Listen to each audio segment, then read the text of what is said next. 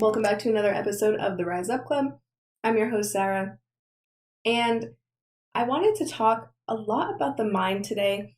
I've really started getting back into Think and Grow Rich, and it's one of those books that you never stop reading. You'll read it forever, and I've had the book for about 4 years, and I still haven't read it all the way through, but I've read the first half at least 10 times, fully through to the halfway point. And then I put it down for a little bit and I simmer with the information. And then I'm like, you know what? If I'm going to pick it back up, I'm just going to start it over again. So I've read that first half, and that's okay. There's no science to how we should be reading books. Read books to whatever works the best for you, because everybody's brain and comprehension is so different. But off topic, I have gone back into that book, and something I forget every time I put it down and I don't reach for it for a little while is that how brain focused it is.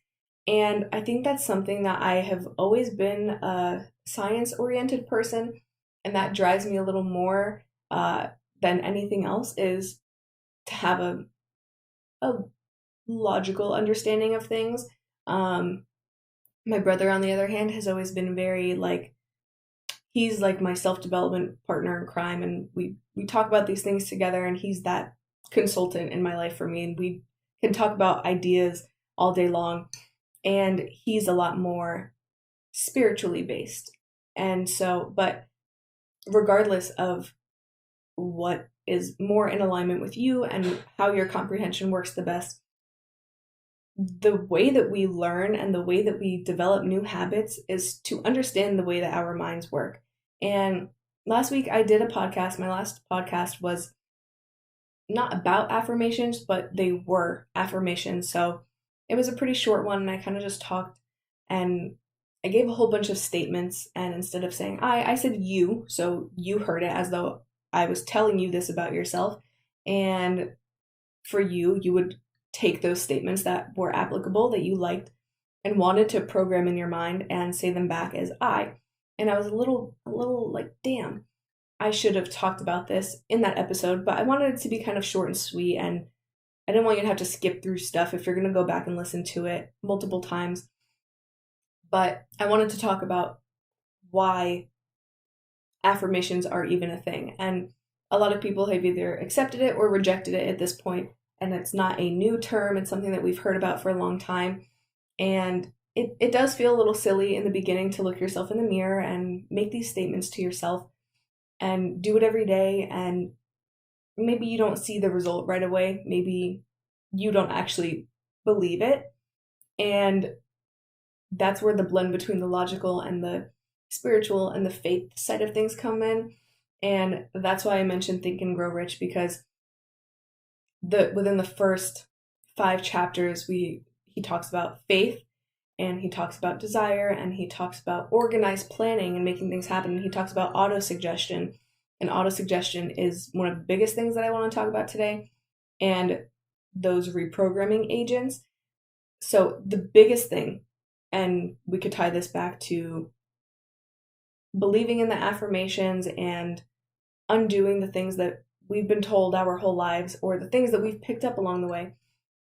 But you need to understand that our programming, and don't take this as a conspiracy way of thinking. And when I say programming, I'm not talking about the government's trying to program us. That's not what I'm saying.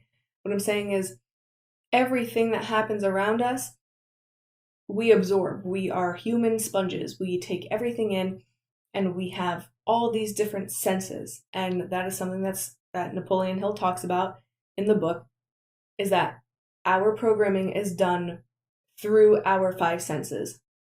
The things we hear, the words that we speak, the actions that we are observing with our eyes are where we derive all of our thought processes from, our ideas, our way of thinking, our programming generally.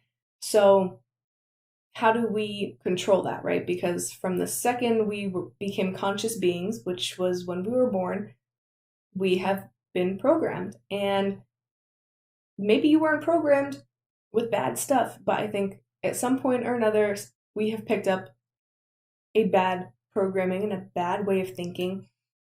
And the only way to undo that is to, A, figure out what needs to be changed and work on that and reprogram that through autosuggestion. And autosuggestion is the idea or the principle that the things that you are consistently seeing and hearing and observing are going to be absorbed into the mind unconsciously.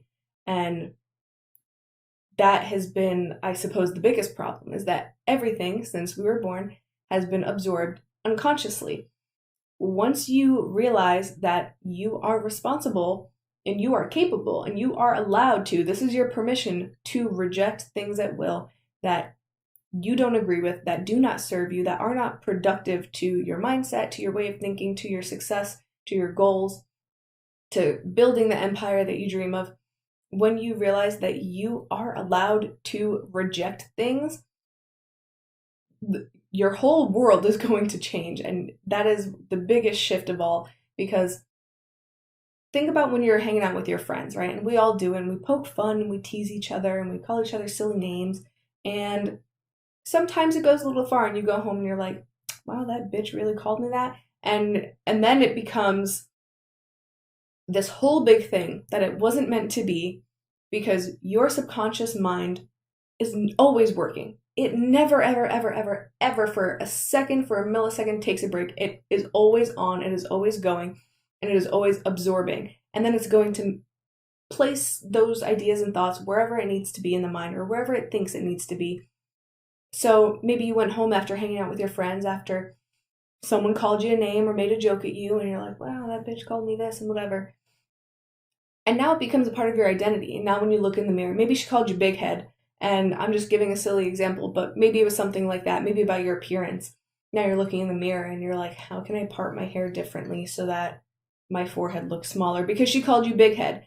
Versus, and this is the most minute example, right? Because if we're still caring about what people think about our appearance, then that's for a whole nother episode. Go listen to the episode about the inferiority complex, and we're going to work through that in that episode. But let's say she called you big head, and now you're figuring out how to part your hair differently because you did not. And here it is so simple, and it's incredible what we aren't taught in school, because Think and Grow Rich and books like that, The Greatest Salesman in the World, these are books that should be mandatory in the library. Like, if it was me and I knew then what I know now about these books and their power, I would have been begging my mom, please give me $7 to order The Science of Getting Rich on Amazon, or The Greatest Salesman, because that is literally how cheap it is to buy these life-changing books. But anyway,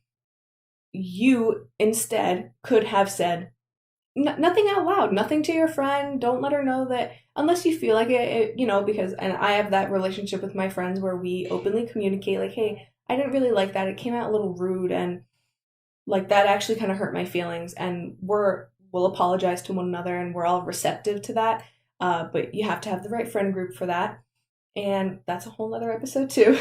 But it's as simple as keeping in your mind, you can laugh, but when you laugh and you don't make any statement in your head when someone calls you a name or says something about you or to you about your physical appearance, your capabilities, your competence, if you don't pause right there and say, it's literally this simple, actually, I don't think that's true, what she just said to me. I know I laughed about it, but I don't actually think it's funny. It actually kind of hurt my feelings a little bit, but it shouldn't hurt my feelings because that's not true about me. So I don't accept that as my reality. I actually don't think I have a big head. I actually think I have a really perfectly proportioned head to my body, and my face is gorgeous. And I know she didn't mean it like that, and I love her for still trying to be joking. And I'm not angry at her, and I'm not offended, because that's simply not true.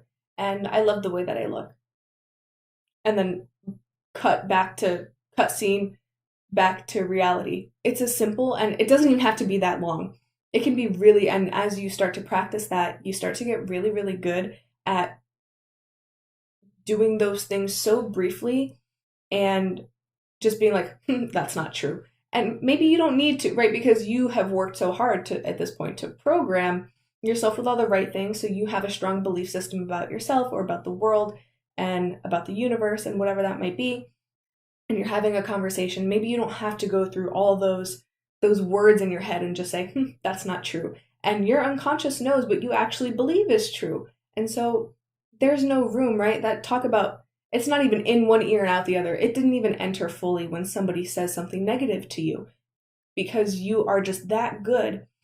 And it comes with practice and it comes with deliberately trying to do that. But the reason that I brought up my last episode with the affirmations is because the only way that we can really successfully program or reprogram our minds and to be able to cut scene when someone says something negative to us and, stop that from entering and then replace it with something else is you should be replacing it before you even get put in that situation.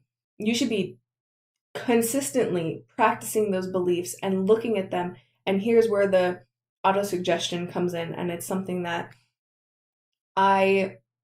it's actually really funny. My brother, when we lived back home with our parents, he had gone off to college and he came back and he developed this strange obsession with index cards. And if I can figure out how to do, I'm going to insert a picture somewhere up here if you're watching this podcast. I want you to see what the room actually looked like. He developed an obsession with index cards, and he would write on them quotes and goals and ideas and new concepts and things like that he wanted to always be thinking about. He always wanted reminders. And it turned into a mad scientist room. And when him and I moved into our first apartment, anytime a maintenance guy would come in, it just became so normal for me. Eventually I started doing it, but not to that extent because I like things to be pretty. So I would get cork boards and put them on cork boards instead. So it looked a little more organized, but he would just have these index cards all over the wall and he would write so small you almost couldn't even see it. But it was the association that he would look at that one and that one is like a green color. And he's like, oh yeah, that's where I put that one. We would literally be having a conversation and he would be like, oh, actually, and we'll be in the kitchen, he'll walk into his bathroom and go behind the door and pull an index card off and be like, yeah, this is what I was talking about. And I'm like, how the F did you know where that was? Because I'm telling you, there was no piece of wall uncovered from these index cards.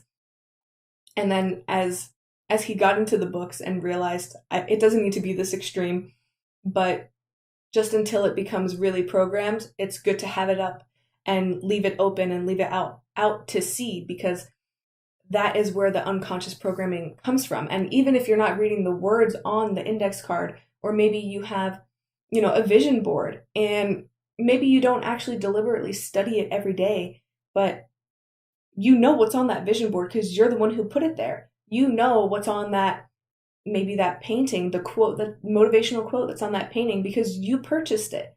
So every time you see it, even out of the corner of your eye, you are feeding into that new programming and that becomes a part of you. And sometimes we're like, oh wow, where did that come from? How did I remember that?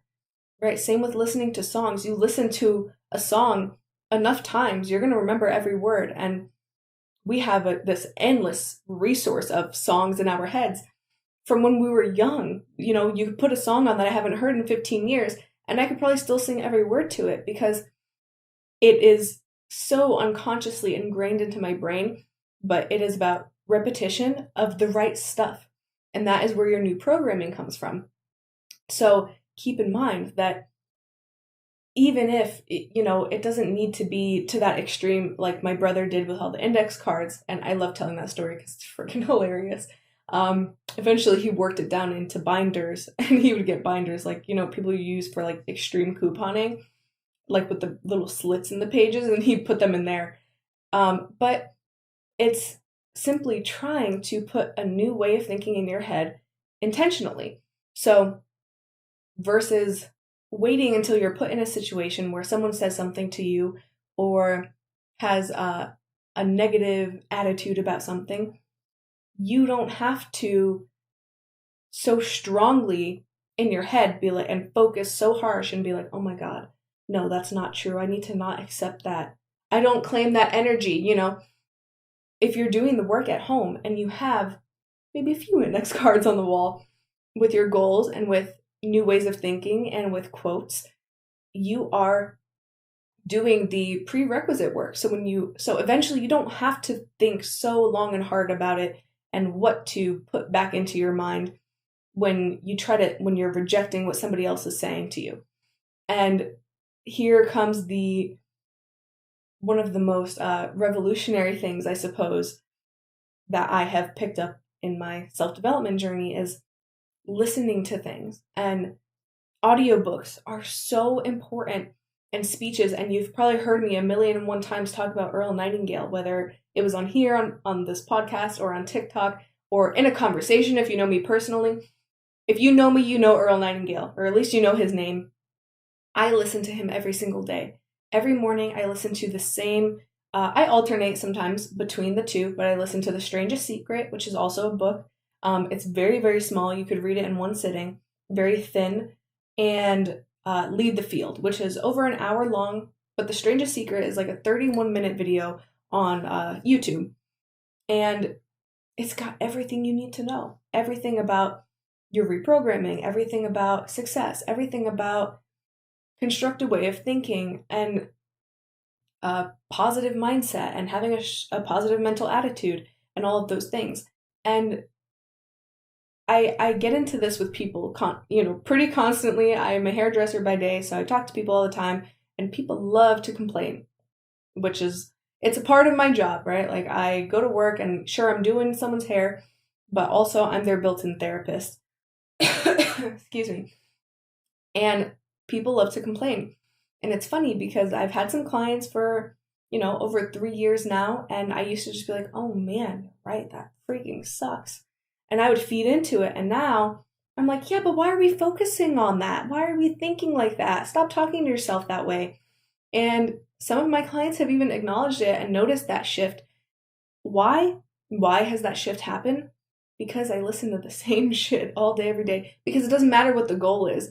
The goal should always just to be improving. Whether you're improving a skill set or a technical skill, or if you're just trying to improve as a person, maybe you don't have the clarity of what you want yet, and that is completely fine. It's okay to not know. It's also okay to change your mind. But what's not okay is to accept everybody else's limitations and accept what everybody else is doing just because you didn't have the information. And up until now, up until you heard this, it's not your fault what has been programmed to you, and it's not your fault that you weren't able to reject things at will because no one else had maybe given you the permission before. But after this, you have a choice to make. I'm sorry, but I'm not sorry, because now you are enlightened. Awareness is the only thing we ever need, because you have everything else that you could possibly need to advance. You have everything that is required of you.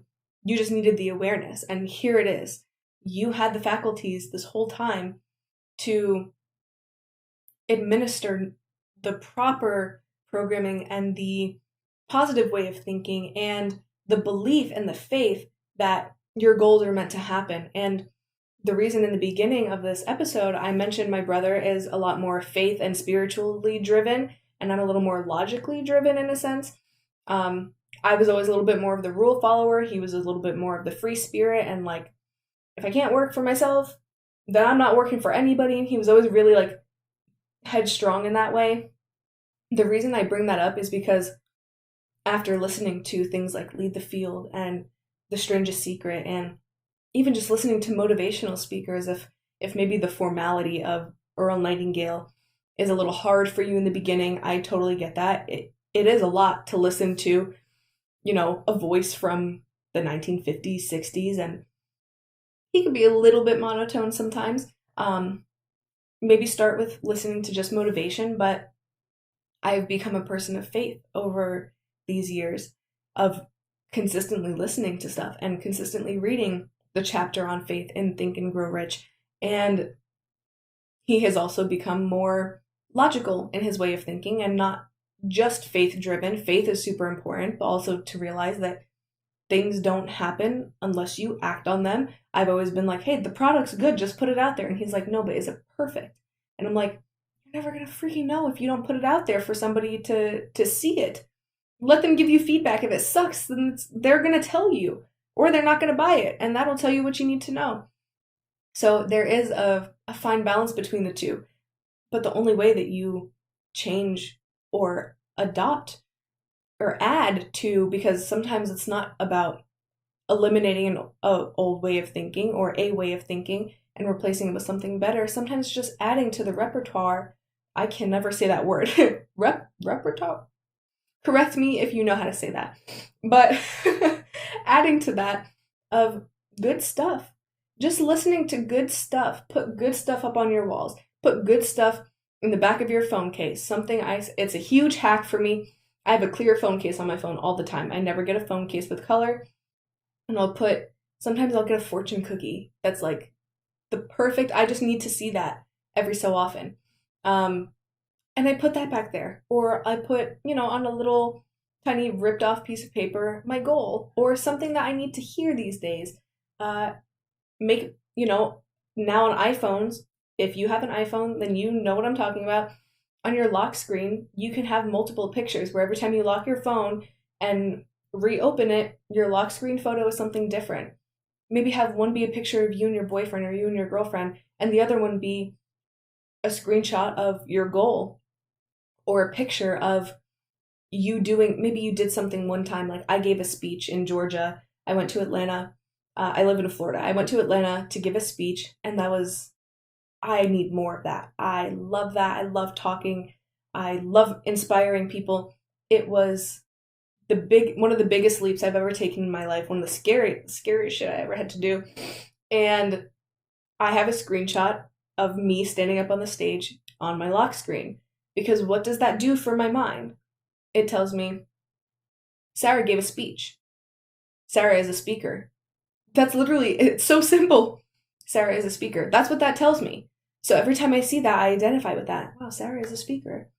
And now here I am. And this was something, to have a podcast or to give a speech was something I could have never done before. And if you've listened to any of the previous episodes, you maybe know a little bit about my story and why this is so out of left field for me, doing a podcast and speaking and being not so camera shy anymore.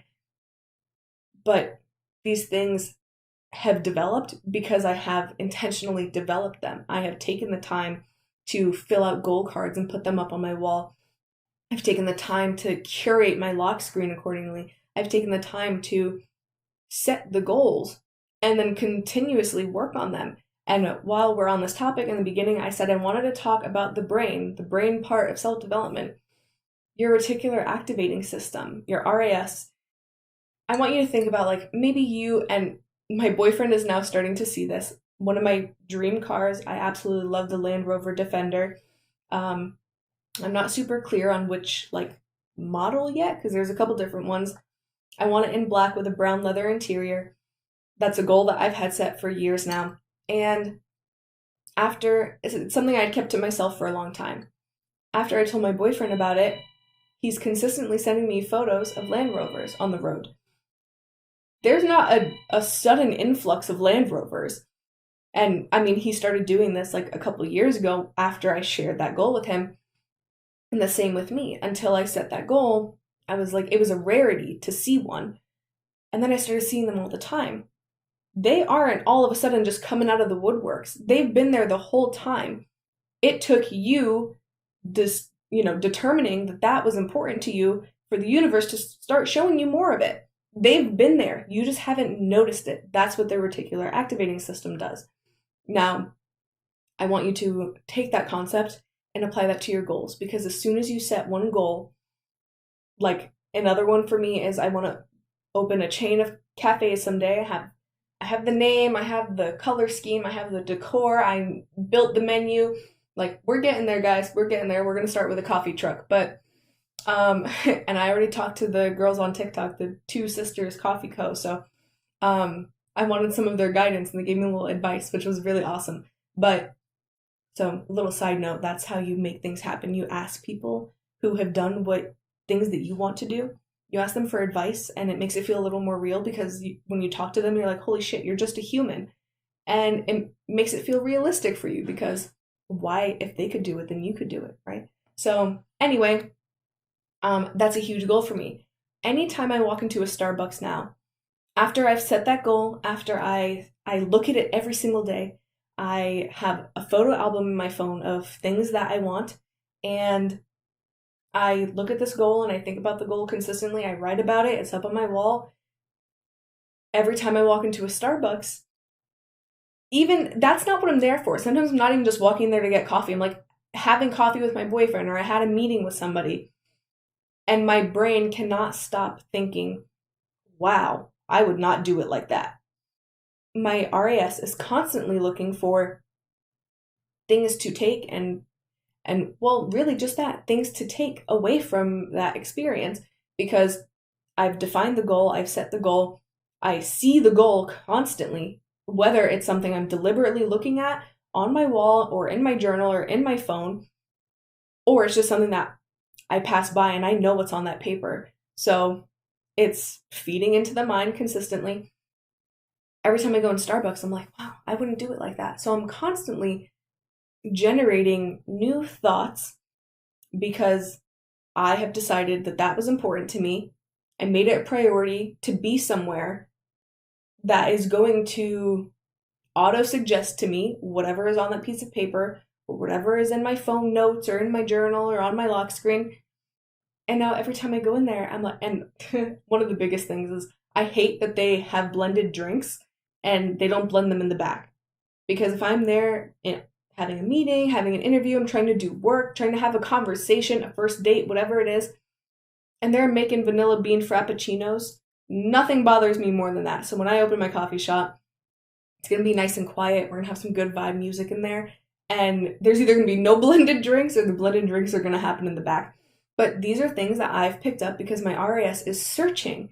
And it's not something I'm intentionally doing. When you realize that you have set your brain up the right way with the right information, the right knowledge, and you start hacking that and hacking into it by putting the right suggestions around yourself, the brain does the rest for you. So realize that you are actually so in control of where you end up and your likelihood of having the thing that you desire. And that's what this all comes back to. That's what the affirmations come back to. That's what this whole episode is really about, is the fact that you having what you want starts with maybe not with faith, or maybe not with being logical the way I talked about my brother and I. Maybe it just starts with thinking that you can have it, writing it down, and leaving it somewhere that maybe you don't actually deliberately see, but it sees you. Your brain is catching it, essentially. So realize that your destiny really does lie in your hands, and it sounds so cliche, but it is so ungodly true that it is your responsibility to have everything that you want. And that's what it starts with the affirmations, and say the words. And maybe you don't believe them at first, and maybe you feel silly, and maybe someone walks into the bathroom and catches you, or walks by and catches you, and they laugh, and then you cut it off and you say, it's not funny, because guess who's going to be successful? Guess what that is going to do for me, and guess what him laughing at me is going to do for him. And one of my favorite things ever, I think it was Bob Proctor, and he says, when people, or maybe it was Wayne Dyer, I don't remember, and one of them says that when you're driving in traffic and someone cuts you off, instead of blowing up and having this negative attitude and letting it ruin your day, and being like, oh, that guy drives like a jackass, instead say, God bless him. Because it's not destroying you. It doesn't put a negative attitude. It's a little sassy, it's a little bit backhanded. God bless him. But he needs to be blessed if he's going to be driving like that, And it's things like that. And the more you listen to these people and hear these ways of thinking, it turns you into this generally well-rounded person. And then opportunity just seems to start throwing itself at you from every single direction because you've defined your goal. You listen to nothing but positive stuff. And you can listen to your music. That's okay. Listen to music. If you like to watch a movie here and there, do that. But what does it hurt to spare 30 minutes out of your day to listen to Earl Nightingale's Strangest Secret or to listen to Les Brown?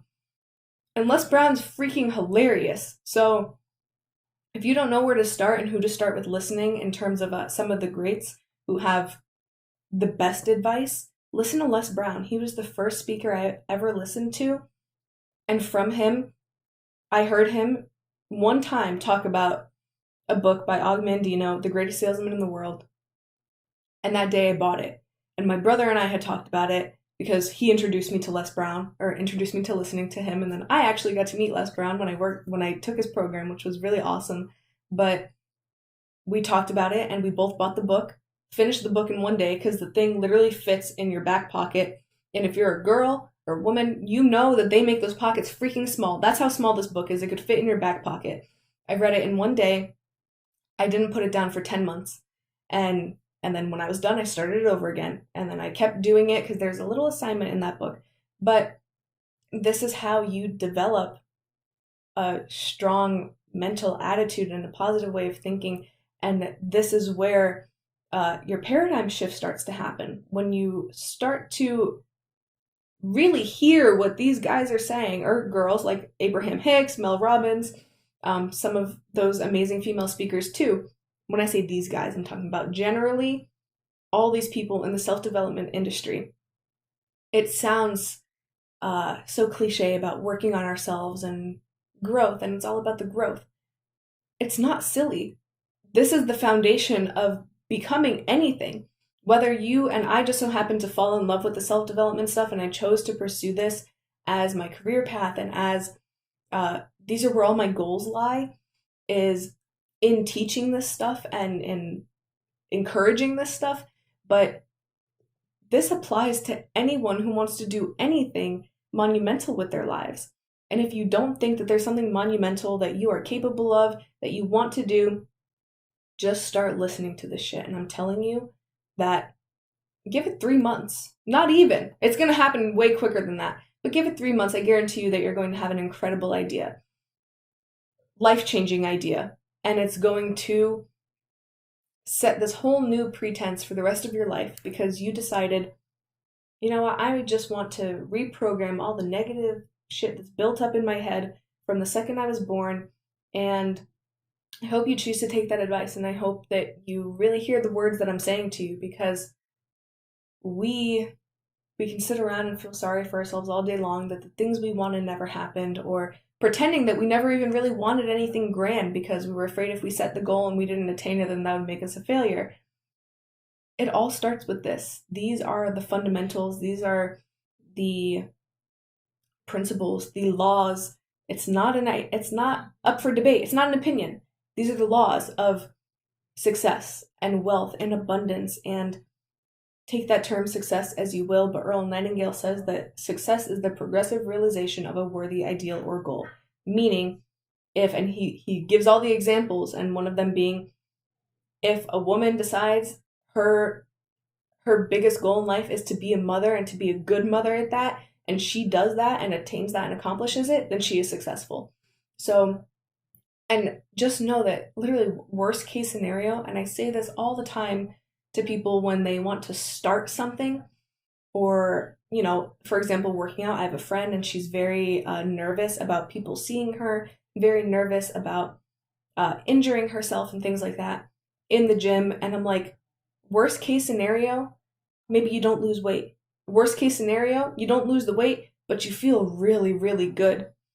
But there's no way that you don't lose the weight. There's no way that you don't end up developing a new confidence in your body. And the same goes of the mind. There's no way that listening to this stuff or putting a goal down and putting it up on the wall and letting it work for your unconscious mind, there's no way. Worst case scenario is better than wherever the heck you are now. So realize that making those adjustments and taking those few minutes out of the day to jot something down or to add something to your camera roll and put it as your lock screen, and to write something down in a journal and deliberately leave it open is something my brother and I call unfinished business.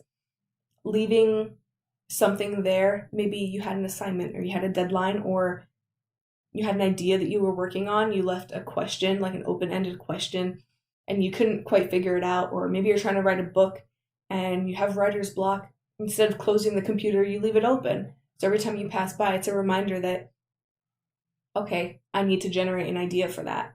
Or you leave the journal open with the goal half written because you maybe couldn't complete it yet. Every time you walk by, it's going to be an unconscious reminder. What can I draw up out of my mind to fill the rest of this out? And you're going to ponder it. And that's the beauty of the unconscious mind, because that is where everything derives from. And when you consciously put things out for the unconscious mind to absorb, there's just no way you're not going to have everything that you want out of life. So I appreciate you guys coming along with me for this little chat. And I did just start a Instagram for the podcast, so I'm going to eventually have some links of books. I'm going to do like an Amazon storefront kind of concept. You know how the TikTokers do with like the clothes and stuff. But I'm going to have more tools, mostly books, some of my favorite journals, pens, things like that. I did talk about a lot of books in this episode, so I'm going to put them in the descriptions. So if you are interested in any of those books that I had mentioned today, I'll have the names of them, and then also the names of some of the people that I spoke about, so that you can kind of start your subconscious reprogramming and your daily listenings. Just listen to it while you're driving to work or while you're getting ready for work or whatever it is. Even just 15 minutes out of the day is so much more than you would ever think it to be. It goes so far. It's absolutely incredible. But I'm going to have the names of the books, the names of some of the people that I had mentioned that I think would be great starts, that I personally enjoyed listening to in the beginning, that weren't so high barrier and hard for me to understand. Once you kind of get the fundamentals and some, like a decent foundation of self-development and of these concepts, then you could kind of work your way up to like a Neville Goddard, who's a little bit harder to listen to. Vocabulary wise, sometimes I even struggle. Like I didn't per se excel in English, so which is why I can't say repertoire. But so for those more advanced speakers, I will put their names as well, but I'll kind of do like beginner / intermediate, and then the more advanced speakers, which you can handle it. Like you definitely can. It's a matter of having the willpower to overhear they're older audios, like an Earl Nightingale or Neville Goddard or Wayne Dyer. So the audio sounds kind of old, and their way of talking is a little bit different, but information is information. How you present it is just different. How Les Brown and Bob Proctor and Jim Rohn and Eric Thomas present maybe the same information, just in a different way. Whatever works for you works for you. So I'm going to put some of their names down there so you can kind of start that journey and that process. With that being said, thank you for joining me on today's episode of the Rise Up Club, and don't forget to keep climbing.